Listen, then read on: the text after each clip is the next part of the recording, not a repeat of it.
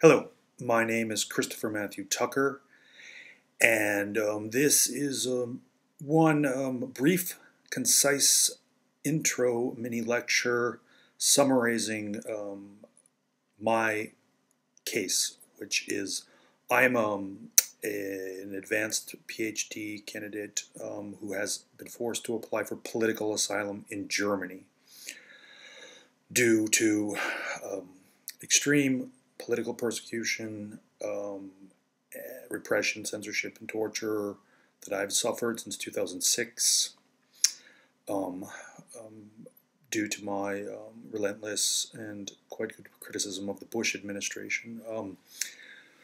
The point here of this mini lecture is to be basically, I just wanted to state the main points of my case, my allegations, and alert you to my blog, which is paraconstitutionalexile.blogspot.com, where I have and will be posting videos, hopefully more, as well as copious amounts of material, links to evidence. I'm going back to 2008 when I started the blog to document my case.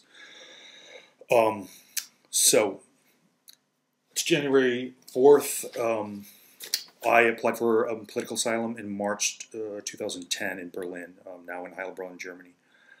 The basic points in my case are going back till an article I published in 2004, which was very controversial, ideological protectionism and the Bush administration's misuse of science and information in the policy process. I made very serious allegations accusing the Bush administration of already probably having committed Watergate-type crimes, that is, using the FBI, CIA, state security, state secrets, powers to destroy political enemies, manipulate the democratic process. The inspiration for the article was, however, my anger at the lack of coverage of the unprecedented censorship of science by the Bush administration, suppression, manipulation of science. And from 2006, after making these and many other allegations at UC Berkeley, where I was doing my PhD research, Department of Political Science, into European Union politics, which had nothing to do with national security or anything, but I happened to be colleagues with some of President Bush's key war on terror architects, John Yoo in the law school, who was also the torture regime architect and basically the go-to lawyer when Bush and Cheney wanted dictatorial powers, as well as Matt Kroening, who was on Rumsfeld's staff, had an office a few doors down from me. He wrote the first comprehensive anti-terror strategy for President Bush.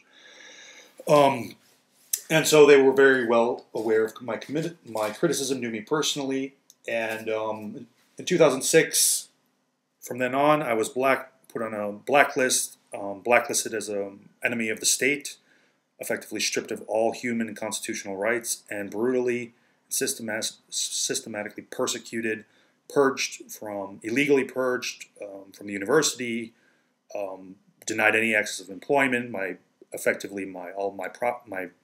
financial ability, my financial resources were, effectively, stolen illegally via various means. My numerous property was destroyed, damaged, illegally taken, and I was denied any means of survival, while being subjected to forms of state terror, persecution, psychological and cyber warfare used in communist China. In fact, many of the same methods. In fact, in some ways more brutal and more sophisticated.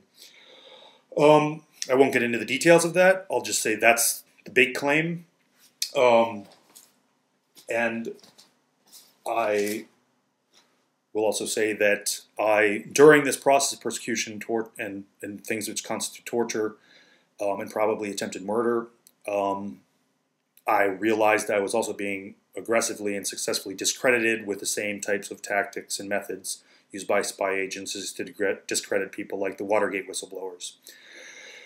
And so what I have done since the beginning is subjected my own case to systematic scientific analysis, in effect, constantly doing tests and collecting evidence on my own case, my own persecution, to demonstrate how one can and how I have conclusively and irrefutably proven the existence of a highly illegal secret CIA program, or some branch of U.S. intelligence that the Bush people set up to do what Nixon's administration did, but more aggressive and more brutal, more illegal.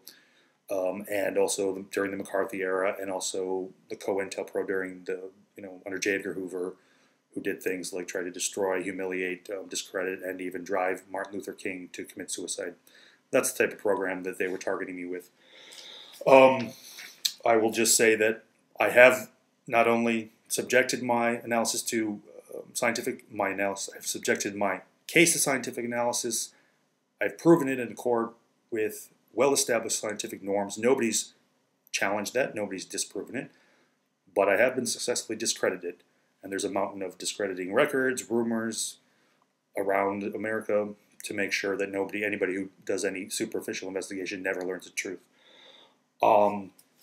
Just some brief pieces of evidence and claims.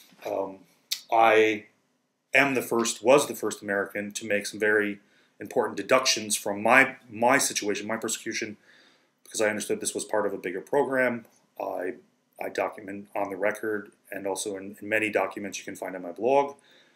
The first two document that there was existence of at least one, and actually probably more, ideological type blacklist, McCarthy type blacklist. This has been confirmed in congressional records.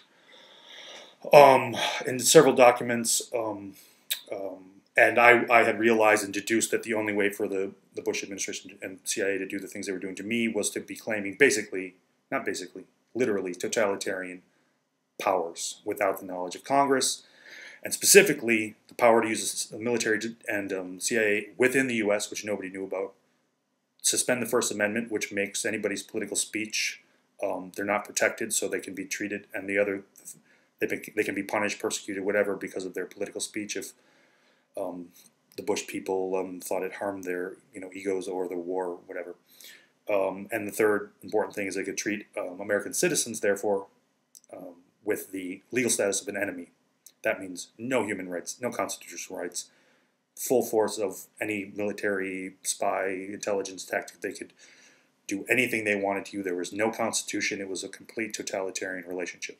And they successfully resorted to some of the most extreme forms of totalitarian repression, censorship, persecution that I'm aware of in the West since Adolf Hitler, in my case at least. On March 2nd, 2009, I sent evidence and a letter to Senator Leahy, Senator Feinstein, U.S. Intelligence and Judiciary Committee, saying, I know that you guys don't, to my knowledge, you have no awareness that this is going on, but the Bush people are claiming unprecedented war on terror powers, just as I just described. Goes into some details. You can find this document on my blog, various places. Sent this in the morning. I have fax records of that. In the afternoon, the Obama administration declassified some of President Bush's secret legal memos, confirming precisely what I had said in this document, this letter, and many others. The next day, so the press didn't know about it, Congress didn't know about it, but they were claiming dictatorial powers. The next day, you can find that in numerous journals. March 3rd, 2009. Here's one from Harper's, Scott Horton, legal expert, saying we didn't know it at the time, but for basically, since 9/11, this country was a dictatorship, which, in fact, it was. And nobody knows how these powers were used. A week later, Seymour Hersh, famous Pulitzer Prize-winning investigative journalist, uncovered the My Lai massacre and many other things, made the same allegation I did, shocked the media, said there was a CIA program targeting people as enemies of the state. I had been saying the same thing, but I was the first. If anybody knows him, pass on my message. I'd surely like to talk to someone. Here's simple documentation of which you can find on my blog, but it's obstruction of justice, major crimes, type 5 years in jail covering up my case. Since then, I have been effectively a political prisoner. This persecution has continued in Germany. Same method, same things. I've been denied any access to any legal lawyer advice in America. I've been prevented from getting any to defend my constitutional human rights in front of any independent, impartial judge. I've been denied access to the media. I've been unable to have any rigorous scientific objective investigation of any evidence that I am happy to provide to anyone, with any scientist or with any of my friends or family, or almost 0% of my friends and family in the US. And my friends and family are being our communications are being censored, or they've been silenced and threatened with national security letters. The same thing is also happening in Germany, where I have many academic colleagues, and I was quite respected for my research by European experts in European Union. In contrast to the discrediting narrative, as I said, basically depicting me as totally crazy, there have actually been people who all of the people who I have had time to go over my case with have confirmed it. Here's several letters from people from Amnesty International saying, that they and also Catholic, Protestant, Christian leaders have confirmed that I've been persecuted, tortured, my life may be in danger, blah, blah, blah. There's also a bunch of petitions in here. So there is quite a good deal of evidence. Right now, my human rights have been violated every day since I applied for political asylum. I, like many political prisoners and Nobel Prize winners, my family is being prevented from having honest, objective, any conversation with me for years, for the most part.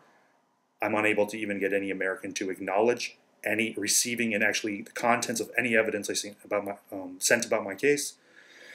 Although I have a blog, I have no evidence that anybody's actually, seen it or read it or analyzed it in any serious way. And if I have been threatened with death, torture, a life of homelessness by various CIA agents if I do not destroy this evidence, and the same type of things have happened to me in Germany. All of the people who have supported me and know the truth have been silenced with state terror, totalitarian methods. And right now, Germany is, I presume, going to illegally force me out of the country because they've denied me any access to even to present evidence as one is normally entitled to as a matter of law in the asylum process. They're going to kick me out of the country. I don't know where to go. I'm afraid if I go back to the U.S., these threats, the same types of persecution will continue, and I'm effectively powerless. Will have no legal rights, no legal recourse, cannot even get political support from any NGO, any investigation from Congress. And if anybody gets this, I would just say, pass on my name, my blog information to people like Seymour Hersh, the media, and I will just repeat something I've said many times on my blog. Not a single person has engaged with a scientific, objective, systematic analysis of my case, my allegations, my theory, which I contend is irrefutable. And if anyone could do that, I assume they would have. But right now, the only thing that anybody's able to discuss in America is an aggressively, also in Germany, a very brilliantly constructed, discrediting narrative in which I'm not allowed to defend, reject, debunk with evidence, facts, or even participate in any discussions with my own friends and family. The things that I can describe in detail, will do on my blog and in other videos, are brutal, horrific forms of totalitarian persecution, repression, censorship, and torture. And I plead with the democratic citizens of Europe and Germany and the United States, who are all my allies and will be on my side if they know the truth and discover the truth and help me get the truth out. If you can do anything to save me, protect me, defend me, I am in urgent need of serious legal, political support.